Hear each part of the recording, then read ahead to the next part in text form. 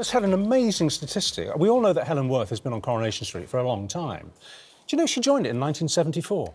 I did know that. It's 5 years before Margaret Thatcher became Prime Minister. That is the thing she's seen. Yeah, the thing she's seen. So, girl, I bet you love him for that, don't you? Well, it's amazing, Helen. And you've barely changed. Well, look, let's explain why you're here. Earlier this year, Helen, who was also obviously a wildlife campaigner, came onto GMTV. I wasn't here, but she spoke to you guys to talk about a project that's very close to her heart, that she's behind. It's to rehome a blind rhino named Munu. But look, tell us about Munu, because you came on and you talked so movingly about the situation that he was in, and everyone got very involved in it. Tell us a little bit about him, first of all, and how it's going now.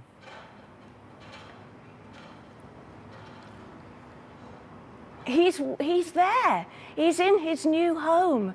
And if you go to the TWLF website, you'll see him take his first tentative steps in his new location, and he loves it, and it's so moving. Only 254 rhinos left of his species in South Africa. So we need Munu to keep the species going. So to keep him safe, to make sure that he becomes a daddy, and to extend his life as long as possible, you need about £50,000, don't you? That's what it's going to cost to make all this happen. Yes, that's what it takes. So if anybody can help, it would be wonderful. Thank you, Richard. So he got into this pickle. Just remind us how he got into this pickle. He's lost an eye, and obviously the horn, I think we can see in the images. Was that from poaching? Yeah. Well, yeah, no, the horn was actually taken off to keep him safe from himself. I love this.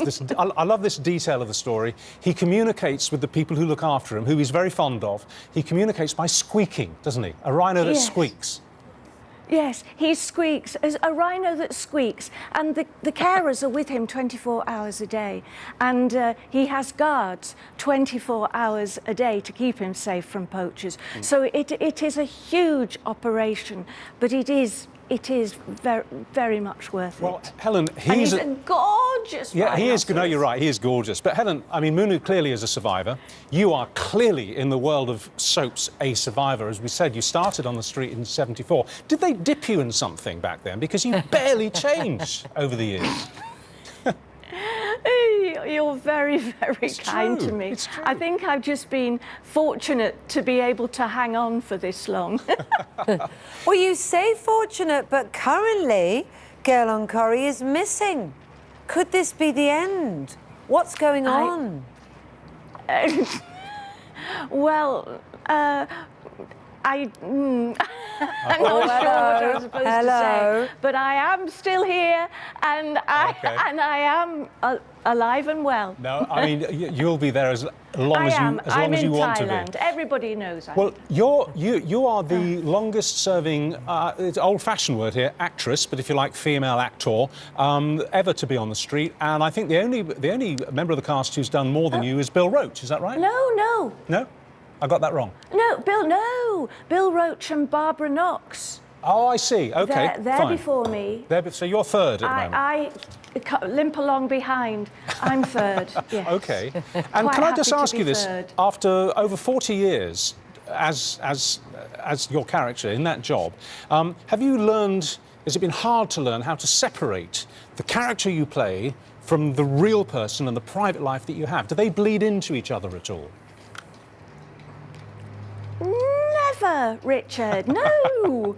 I just go to the dressing room, take off Gail's clothes, put on mine and go home. That's it. No, you'd go potty. Yeah. If I went home as Gail, I don't think I'd have any friends. I don't think I'd have a husband. Well, what a healthy attitude, and explains your longevity. She must feel a bit like a best friend you've had for all these years, though, in some ways, mustn't she? Yes, I know her very well, and more importantly, I know all the wonderful people I work with, and that is what makes the job so special. Well, I have to say, I can't let you go without passing on Judy's love, because Judy started in a lowly position at Granada, and she used to work alongside you on the street. She was a bit of a runner, I think, and she remembers you very, very fondly from her early days. Yeah. She said you were lovely to her, and let me tell you, not all stars are. You know what I'm saying. Not a star. You know what I'm Richard, saying. I'm just a lucky working actress. Well, you are a star, Helen. But You thank absolutely you for are. listening about Munu. Yeah. Well, listen. Thank you for listening, and if you can help, do. OK, and I'm sure the programme will want to come back as and when Munu becomes daddy. That'll be a great item. Keep us posted, Helen. We love hearing about it, and the campaigning work you do is just brilliant, and everyone always loves hearing about it. If he becomes a daddy, I will be out in South Africa to see that baby. You betcha. Too right. We'll all go with you, Helen. Thanks very much Helen. indeed. Thank you.